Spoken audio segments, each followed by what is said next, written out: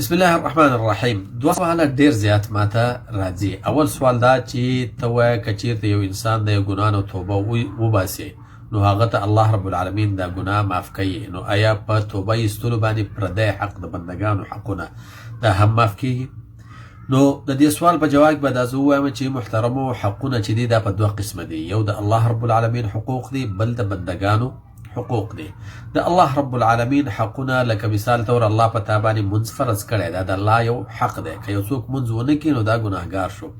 دغسې ته د زنا نه منع کړی، که چیرته یو سړی زنا وکړي نو دا ګناهګار شو. کله چې د الله رب العالمین حقونه په تا باندې پاتې شي او ته توبه وباسې، هغه تا ته الله رب العالمین معاف کوي. الله رب العالمین فرمایي چې وهو الذي يقبل التوبة عن عباده ويعفو عن السيئات.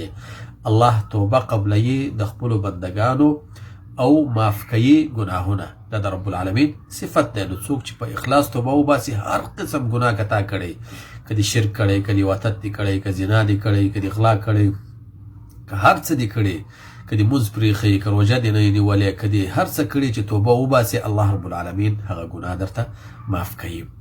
دویم قسم حقوق چې دي هغه حقوق العباد دي. دا د بندګانو کم حقونه چې دي، مثلا د یو چا په زوره مال واخلي، د یو چا نه مال غلا کړي، د یو چا په ناموس باندې تیری وکړي، یو چا ته کنځل وکړي، د یو چا غیبت وکړي، یو چا ته بدرد ووایه، دا د بندګانو حقوق دي.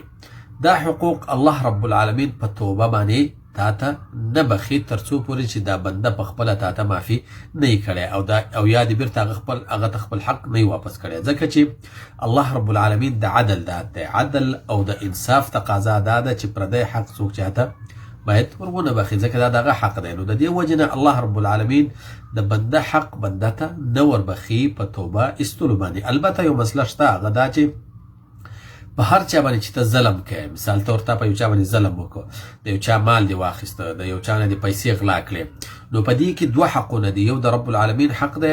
رب العالمین حق دا دی چې الله د ظلم نه منع کړی ده، الله رب العالمین د غلا نه منع کړی ده، الله رب العالمین د زیاتي نه منع کړی او تا دا وکړو. نو چې کله ته توبه وباسې، دا د رب العالمین حق چې دی دا درته معاف کړی شي. خو دا د بنده کم حق چې دی چې د هغه مال ته اخیستی، دا چې تر څو پورې دا بنده درته نه یې معاف کړی او یا دې بیرته هغه ته خپل حق واپس کړی نه یې، دا نه معاف کیږي.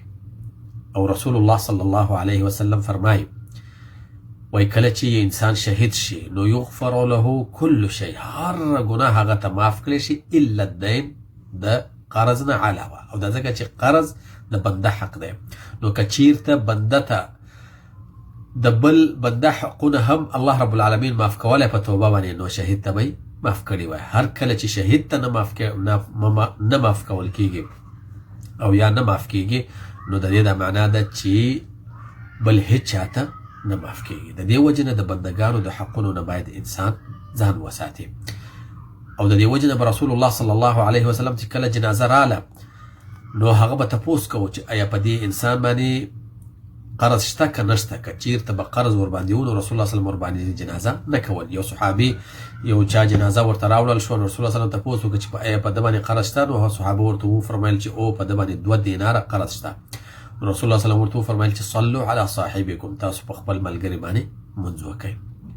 او رسول الله صلی الله علیه وسلم په هغه باندې د جنازې کولو انکار وکړ. بیا یو صحابي د ابو قتاده رضی الله تعالی عنه په نوم باندې هغه وویل چې یا رسول الله زه د دې قرض د ادا کولو ذمه داري اخلم.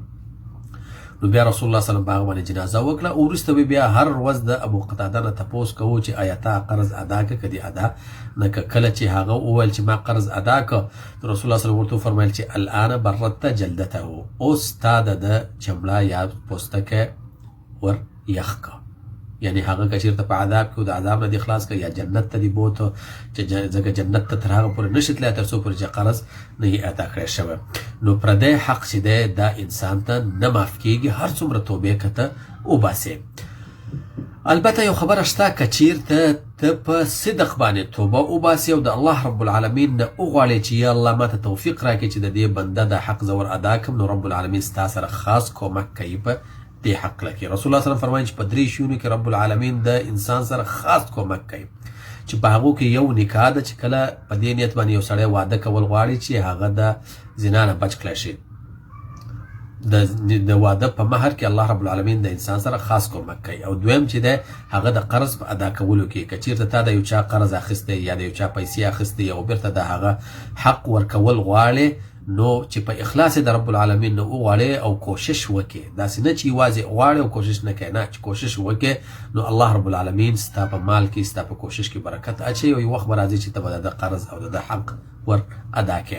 او یو مهمه خبره ده هغه دا چې دا لازمي نه ده که چیرته تا د یو چا نه پیسې اخیستې وي په غلا باندې یا په زور باندې یا په یو بله طریقه باندې په ناجایزه طریقه باندې، دا لازمي نه ده چې ته به خامخا هغه ته وایې چې دا پیسې مې ستا نه غلا کړې وي یا دا پیسې مې ستا نه په زور اخیستې وي یا دا مې ستا نه په ناجایزه طریقه اخیستې وي، دا پیسې دې بیرته واخله. خاص کر په هغه حالت کې چې ته یېرېږې چې جنګ ورنه پیښېږي او هغه راباندې کیس کوي او هغه راته مشکلات جوړوي، بلکې صرف هغه ته خپل حق ورسوه. هغه که په هره طریقه باندې که د هغه په اکاونټ کې جمع کوې که یو ملګري ته ورکوې که د هغه خپلوان ته ورکوې یا یې هغه ته ورکوې ورته دا یو تحفه د زما د طرف نه دا پیسې واخله، نو دا لازمي نه ده چې ته خامخا هغه ته ووایې چې دا پیسې ما ستا نه غلا کړې وي او دا واخله. البته که چیرته حساب مو سره بند دي او په هغه حساب کې هغه غلط شوی او بیا ته ورته ووایې چې وروره ما ورته حساب کړی او په حساب کې ته غلط شوی او ستا پیسې په ما پسې راځي دا بیرته واخله، یو قسم ته احسان ته په هغه باندې واړه، نو دا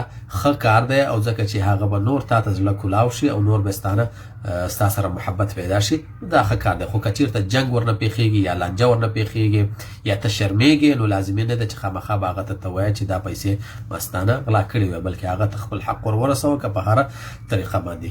دویم سوال دا دی چې